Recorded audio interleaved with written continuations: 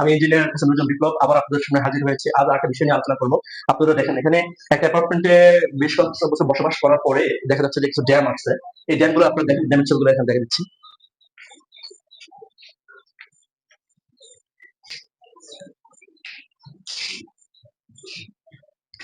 এখানে হচ্ছে dam. Actually যেটা বলতে চাচ্ছিলাম, এই ড্যাম গুলো যখন হয়ে গেল কিছু করার নাই।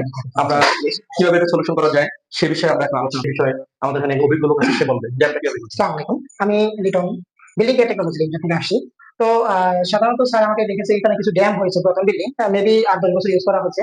এরপরে বিভিন্ন জায়গায় কিছু ড্যাম দেখলাম, এগুলো সাধারণত স্যার দেখা যায় বালু ওই যে চেলে নেয় নাই এক, দ্বিতীয়ত পানির সংস্পর্শে আসছে। হ্যাঁ, পানির সংস্পর্শে আসার কারণে ম্যাক্সিমাম জায়গাতে ড্যাম আসছে। তো এগুলো সাধারণত স্যার দেখা যায় এখন পার্মানেন্ট সলিউশনের ক্ষেত্রে অবশ্যই প্লাস্টার রিমুভ করতে হবে। প্রথমত আমাদের প্লাস্টার গুলো রিমুভ করতে হবে।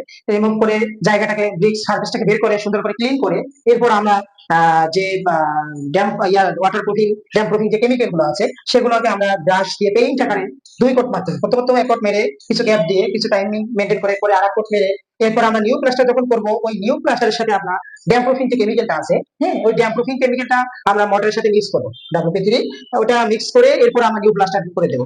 এভাবে যদি আমরা সলিউশন করি তো দেখা যায় একটা দীর্ঘদিন একটা লং টাইম সলিউশন পাওয়া যায়। মেবি আপনার 8-10 বছর কোনো সমস্যা নেই, এভাবে আমরা সলিউশন দিতে পারি। Thank you very much.